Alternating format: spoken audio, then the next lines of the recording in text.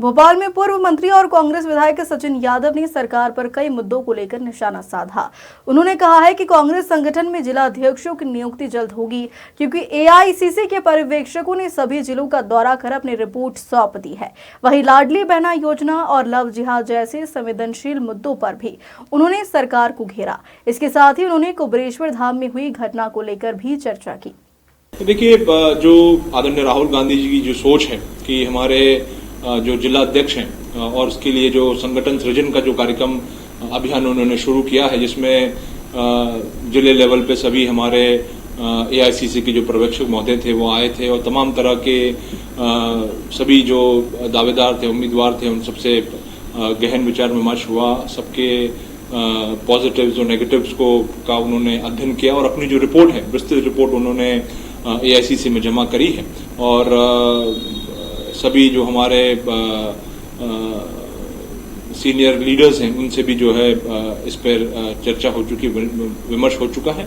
और मैं समझता हूं कि शीघ्र ही हमारे जो जिलाध्यक्ष हैं उनको नई जिम्मेदारी के साथ में पार्टी के जो संगठन है उसको जमीनी स्तर तक, बूथ स्तर तक, पन्ने प्रभारी तक उसको मजबूत करने की दिशा में शीघ्र इसकी घोषणा करने का काम किया जाएगा।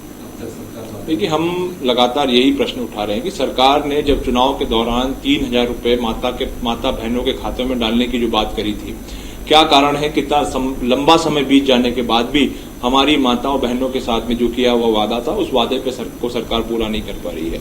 या तो सरकार उस वादे को पूरा करे और या फिर सरकार हाथ जोड़ करके बहनों से माफी मांगे और ये कहे कि ये तो सिर्फ चुनावी जुमला था। देखिए, हमारे मध्य प्रदेश का यही दुर्भाग्य है कि सरकार कानून तो बहुत सारे बनाती है, नियम तो बहुत सारे बनाती है, लेकिन उन नियमों को लागू करने की इच्छा शक्ति जो है सरकार के पास नहीं है।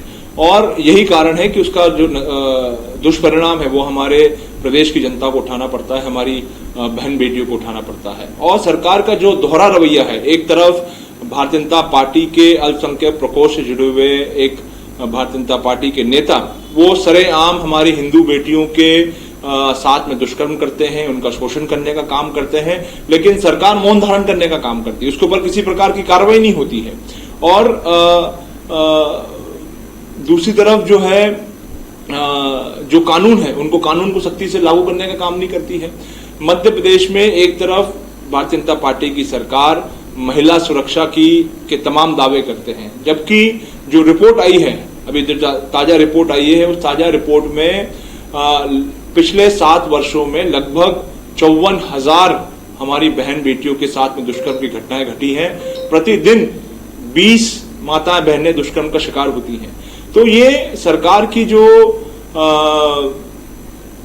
कानून व्यवस्था है, महिला सुरक्षा के जो दावे हैं, उन सारे दावों की पोल खोलने का काम करती है। कांग्रेस कुसुम मेहदेले उनने भी कार्रवाई पर मांग की है कि प्रदीप मिश्रा पर कार्रवाई होना चाहिए, रुद्राक्ष बांट रहे हैं और लगातार वहां पर मौतें हो रही हैं। तो देखिए, मुझे भी आज समाचार पत्रों से मुझे आज खबर मिली और मेरे ख्याल से 2 दिन पहले भी शायद 2 व्यक्तियों की मृत्यु हुई थी।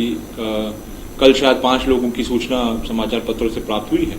तो निश्चित रूप से कहीं ना कहीं जो सरकार का, जो स्थानीय प्रशासन का विशेष रूप से जो